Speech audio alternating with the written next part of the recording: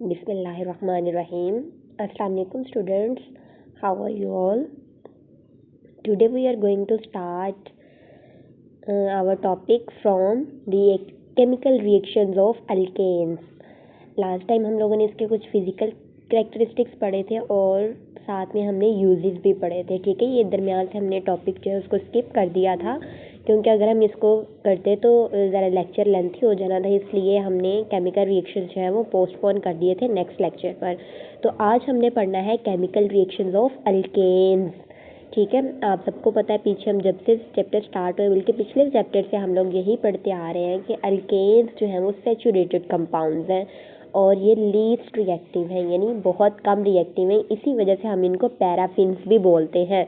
Alkanes are least reactive compounds being saturated hydrocarbons. Alkanes हमारे पास बहुत कम रिएक्टिव कंपाउंड्स हैं, इसलिए ये क्या बना देते हैं कंपाउंड सैचुरेटेड का हाइड्रोकार्बन्स भी हम लोग इन्हें बोल सकते हैं। However they give reactions at high temperature. ताहम ये किस पे रिएक्शन देते हैं? जब टेम्परेचर बहुत ज़्यादा हाई हो जाता है तब ये रिएक्शन स्टार्ट कर देते हैं।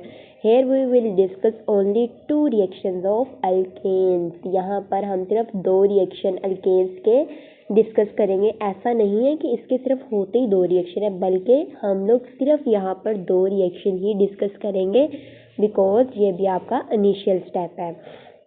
तो सबसे पहला जो हमारे पास बहुत ही इम्पोर्टेंट इसका पॉइंट है हैलोजिनेशन।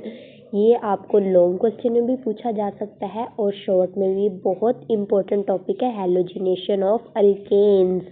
ठीक है, alkanes give only substitution reaction. Alkanes सिर्फ और सिर्फ सब्स्टिट्यूशन रिएक्शन देते हैं। सब्स्टिट्यूशन का मतलब समझ में आता है? अगर हमारे पास एक चीज़ जो है वो रिप्लेस करने के बाद किसी दूसरी चीज़ को उसकी जगह अटैच कर देना। ठीक है, जैसे आप अक्सर कॉमन सी एग्जांपल है कि स्कूल में जब कोई टीचर प्रेजेंट नहीं होता या उसको कोई अर्जेंट काम होता है तो उसकी जगह पे एक नया टीचर जो है एज ए सब्स्टिट्यूट आ जाता है। ठीक है, तो ये भी यही है कि अल्केन्स जो है वो सिर्फ सब्स्टिट्यूशन रिएक्शन देते हैं, यानी अपनी जगह रिप्लेस करके किसी दूसरे को वहाँ पर आने की इजाज़त होती है। आ रिएक्शन इन विच वन और more hydrogen atoms of a saturated compound are replaced with some other atoms like halogenation is called a substitution reaction. यानी हमारे पास सब्स्टिट्यूशन रिएक्शन क्या है कि एक ऐसा रिएक्शन जिसमें हाइड्रोजन एटम जो होते हैं ना सैचुरेटेड कार्बन के, उनको रिप्लेस्ड का मतलब है एक की जगह दूसरा। ठीक है, रिप्लेस कर दिया जाता है किसी अदर एटम के साथ लाइक हैलोजन। हैलोजन आपको पता है कौन कौन सी है? Chlorine, fluorine, bromine, iodine. ठीक है, ये सारी हमारे पास क्या है? हैलोजेन्स हैं।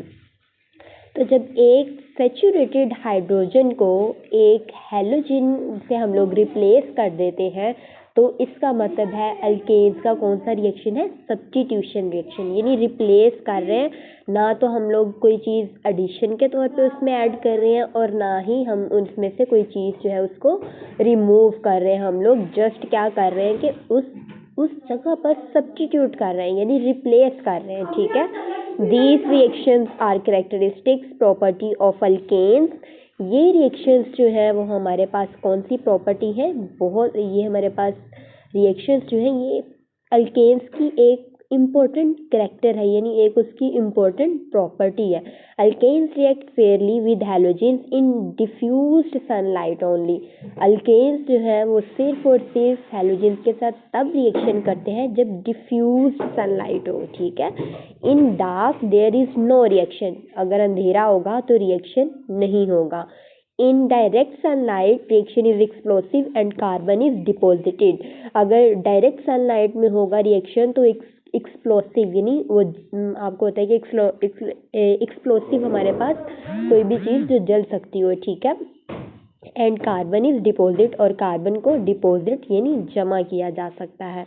अब देखें यहाँ पर हमारे पास मीथेन है। जब मीथेन के अंदर हमने 2 क्लोरीन एटम ऐड करने हैं ब्राइट सनलाइट में, ठीक है, यानी बहुत ज़्यादा सनलाइट होगी तो क्या होगा? कार्बन अलग से रह जाएगा और साथ में हमारे पास 4 हाइड्रोक्लोरिक एसिड के एटम्स बनेंगे। In diffused sunlight a series of reaction takes place at each step. 1 hydrogen atom is substituted by halogen atom so that all the hydrogen atoms are substituted one by one halogen atoms।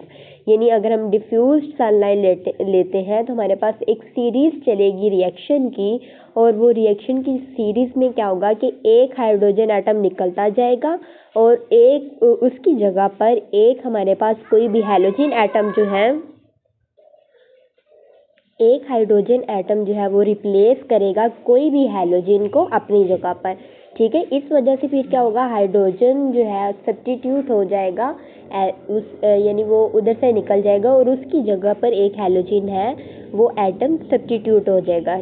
यहाँ पर आप first reaction में देखें कि methane के साथ जब एक क्लोरीन एटम डिफ्यूज हो रहा है, यानी उस डिफ्यूज सनलाइट के साथ रिएक्शन कर रहा है, तो हमारे पास क्लोरोमीथेन बन गया। क्लोरोमीथेन क्यों है, मीथेन तो ऑलरेडी उसका नाम है, जब क्लोरीन उसके साथ अटैच हो गया तो इट्स मीन क्लोरोमीथेन बन गया और साथ में हाइड्रोक्लोरिक एसिड। अब वही क्लोरोमीथेन हम क्या ना, एक सीरीज चलती है, यानी वन बाय वन स्टेप चलता जा रहा है, तो जब वही क्लोरोमीथेन को हम दोबारा क्लोरीन के साथ रिप्लेस करेंगे तो आप देखें वहाँ पर क्या हो रहा है, डाई क्लोरोमीथेन, यानी एक हाइड्रोजन उसमें से और रिमूव हो गया, तो वो क्या बन गया है, डाई क्लोरोमीथेन, और साथ में हाइड्रोक्लोरिक एसिड जो है वो ऑब्टेन हो रहा है। इसी तरह जब डाई क्लोरोमीथेन को फर्दर हम क्लोरीन के साथ करेंगे तो पहले आप देखेंगे CH2 था हमारे पास, अब हमारे पास एक हाइड्रोजन और रिमूव हो गया तो ट्राई क्लोरोमीथेन यानी क्लोरोफॉर्म हमारे पास बन गया। उसके बाद अगर आप वही ट्राई क्लोरोमीथेन को दोबारा से क्लोरीन के अंदर ऐड करते हैं, वही रिप्लेसमेंट करते हैं या सब्स्टिट्यूट करते हैं, तो आप देखें हमारे पास टेट्रा क्लोरोमीथेन बन गया है और साथ में हाइड्रोक्लोरिक एसिड। अगर आपने नोटिस किया हो तो सबसे फर्स्ट इनिशियल स्टेप में आप देखें कि मीथेन के अंदर हमारे पास 4 हाइड्रोजन थे।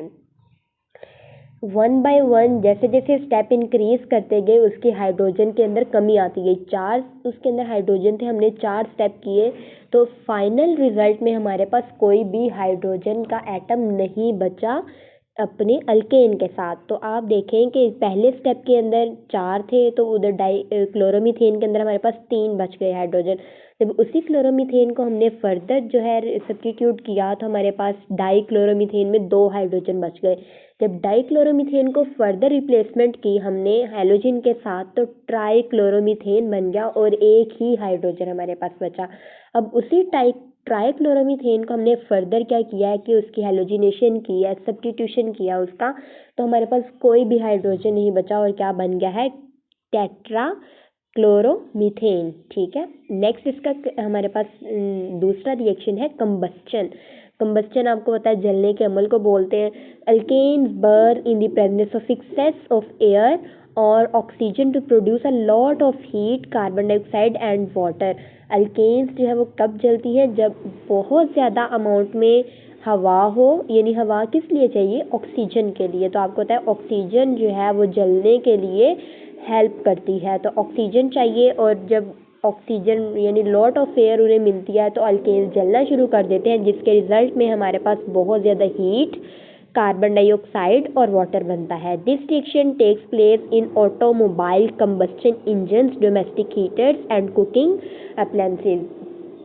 अब ये सारी चीज़ें जो हैं ये हमारे ऑटोमोबाइल कंबस्शन, ये जब गाड़ियाँ चलती हैं तो वहाँ पर अल्केन जब यूज़ करते हैं तो इंजन के अंदर जलने का अमल पैदा होता है। ठीक है, तो हीट प्रोड्यूस होती है, कार्बन डाइऑक्साइड प्रोड्यूस होती है। उसके अलावा डोमेस्टिक हीटर्स, जो घरों में हीटर इस्तेमाल किए जाते हैं, और कुकिंग वगैरह के कुछ बर्तन होते हैं उनमें ये सारी चीज़ें होती हैं। It is highly exothermic reactions and because of it alkanes are used as a fuel, यानी ये बहुत ज़्यादा एक्सोथर्मिक रिएक्शन है, इसलिए अल्केन्स को एज अ फ्यूल भी इस्तेमाल किया जाता है।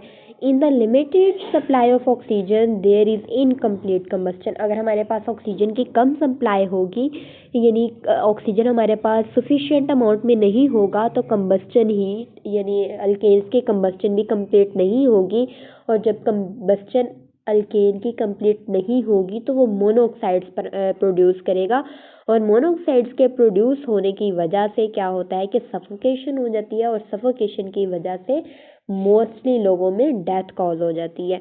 आप देखेंगे आपने अक्सर देखा होगा कि जो ये गाड़ियाँ वगैरह होती हैं उनके भी धुआं जो है वो बहुत ब्लैक कलर का उनके सिलेंसर से निकल रहा होता है, तो उसकी भी यही वजह है कि फ्यूल जो है वो कम्प्लीटली क्या होता है, बर्न नहीं होता। जब वो कम्प्लीटली बर्न नहीं होता तो वो फिर मोनोऑक्साइड हमारे पोल्यूशन क्रिएट करते हैं और सफोकेशन हो जाती है, और फिर क्या होता है कि इंसान